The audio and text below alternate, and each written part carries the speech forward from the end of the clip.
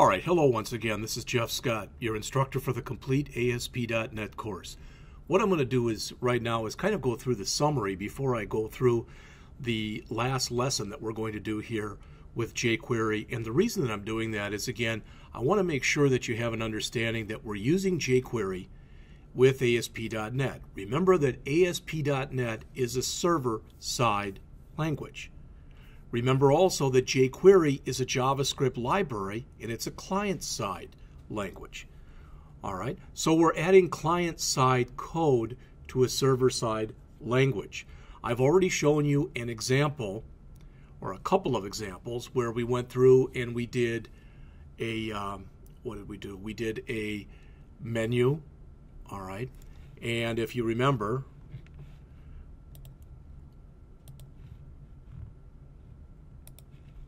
we did a menu, and we came back in and we also added a frequently asked questions page. All right, so that's what we've put in here thus far.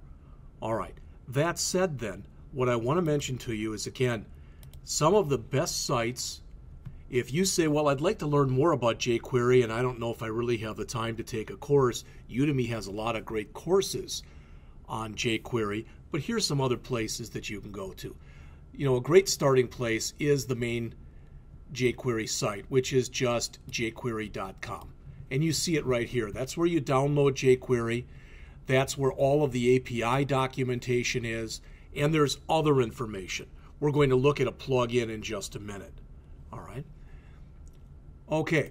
Secondly, if you decide, okay, I've kind of gone through that and I want to learn some more about the GUI stuff, then you can go out to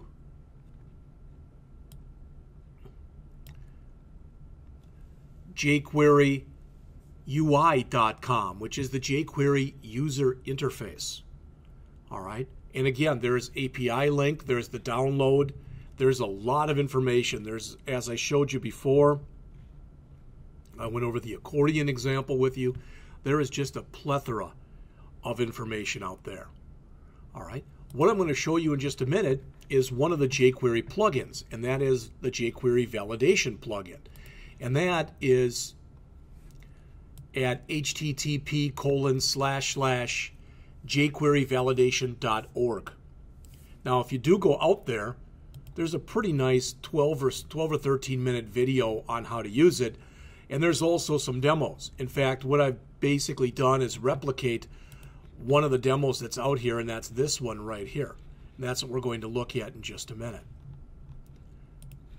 As always, W3 Schools is a player, and if you go out to http://w3schools.com/jQuery, you'll get their jQuery tutorial. Now, let's say you've done all that. You've gone out and you've looked at every one of those sources, and you still want more. Well, one of the things that I went out to, and this is free, it's out on tutsplus.com or code.tutsplus.com, and it's a 30-day jQuery tutorial, and it's right there. So it's a little long, http://code.tutsplus.com/articles/learn-jQuery-in-30-net-23901. And I'll save these URLs and put them out there for you. But this is written by Jeffrey Way. I don't know the gentleman, but I've watched some of his stuff before. And if you do sign up, there's no obligation. It's free, but you get all sorts of stuff. A lot of his lessons. You get one per day. And if you don't want to do that, there's another way that you can do it also. If you go out there, you can actually download all of them at once. All right. So what I'm going to do is I've already completed this, and what I want to show you is what I've already done here is taken the example from the jQuery plugin and written it in just straight HTML and JavaScript. So it looks like this right now. Validating a complete form. When I click submit, notice if you leave it blank, please enter your first name, which has to have at least 2 characters in it. Last name, which has to have at least 2 characters in it. Password, which must be between 5 and 16 characters. I'm sorry, 8 and 16 characters. Change that message to 8. All right. Same kind of thing for the confirm password. The email, which must be a valid email address. And an age. You click it and it all works. Boom. Okay? So that's what I'm going to show you right now. So what I did was I went out to one of the sites that I've already mentioned to you, that being http://jQueryvalidation.org. And when you do that, you get this. There's a lot of stuff in here.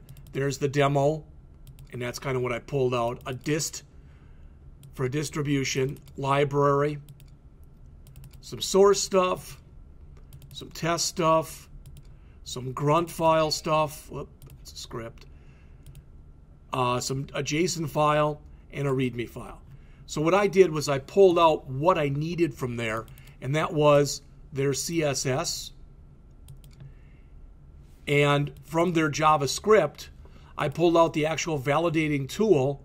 This is jQuery, so I won't need that, but this is my own file that I ended up writing, or really rewriting from what they gave. So what I'm going to do is I'm going to come over to the contact page over here. So I'm going to go back into ASP.NET. I'll keep the Your Contact page. I'm going to remove all of this other stuff that you see in here. So right now, if I save this and run it, it's not going to have very much in it. We're going to change that in just a minute, and then I'm going to talk about what's in there and quickly walk you through what is in there. So again, right now for the contact form, not very much in here, just contact Your Contact page and the footer. All right. So what I'm going to do is first, I'm going to come into my styles folder, and I'm going to do an add of existing items, and I'm going to grab all that stuff that's on my desktop.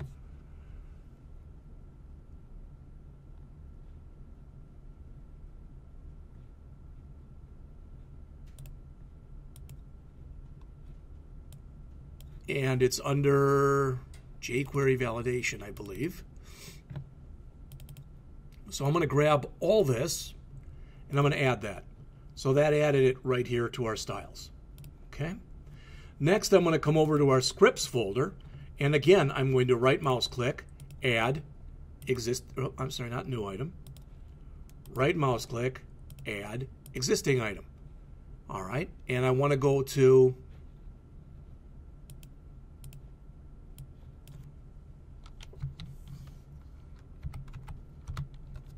the same place I was just at, but I want to go to JavaScript. I want to grab the jQuery validate and my local file. This right here, this 111.3 min, that's just jQuery. I've already got that in here, so I'm going to add that. All right. Then finally, I'm going to come in and I'm going to grab all of the information that's in the index file after my HTML tags. So everything from my head tag down to the bottom of the file. All right. And I'm going to grab all that, and I'm going to take it and put it in here. Now, I'm going to have some problems when I do this, because it's going to tell me that I've got some duplicative code. So I'm going to have to probably move some of this out. In fact, rather than even doing that, let's just go back up here, and let's grab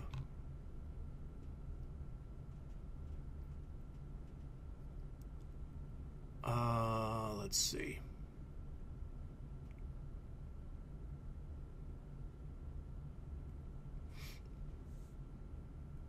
I might have the same problem I had last time.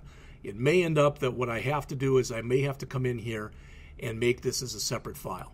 Let's see. So let me grab all of the stuff in the div tag here. And if I get an error, we'll just take it from there. Okay, it's got form, yeah. And I need that.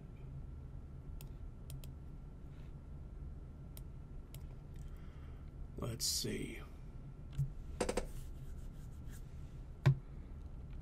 might be able to make a couple superficial changes here, so let's see.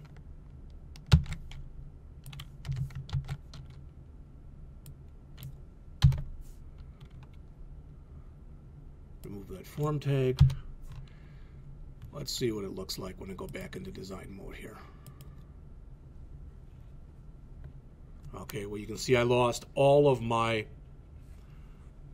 CSS, okay, which isn't a great start. I don't know if it'll let me put it back or if I'll have to create a brand new page. So we'll see right now.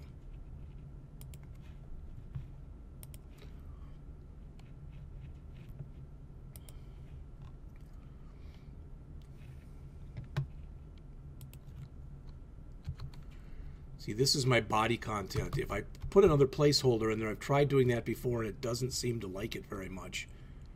So I've got ID equal main. Let's make the ID in here.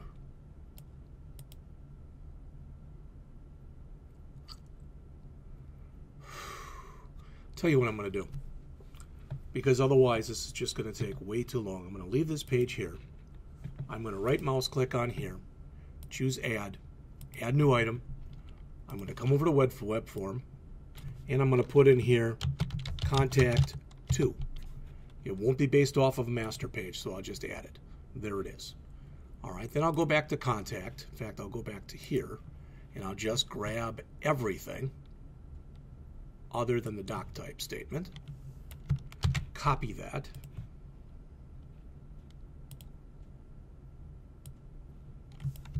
Paste that in.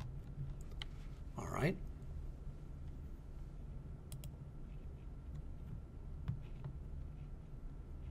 I'm going to have to go back in now and add. Let's see. I want to go back and I want to grab my local, copy that, paste. There's my, oh, I guess I've got local. Okay. Take my scripts. Yes. Okay.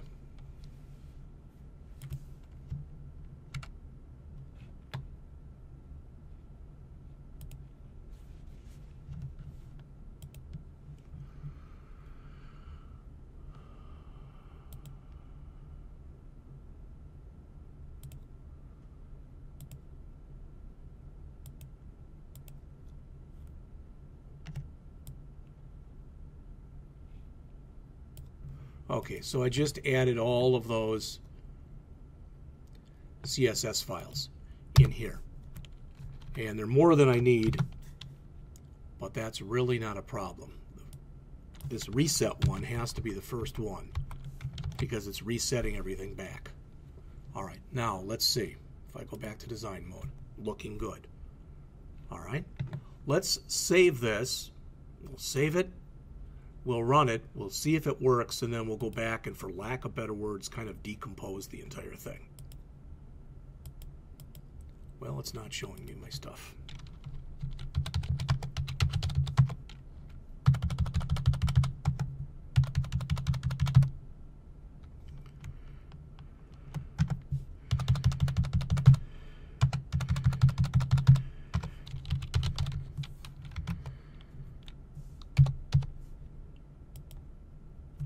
Okay.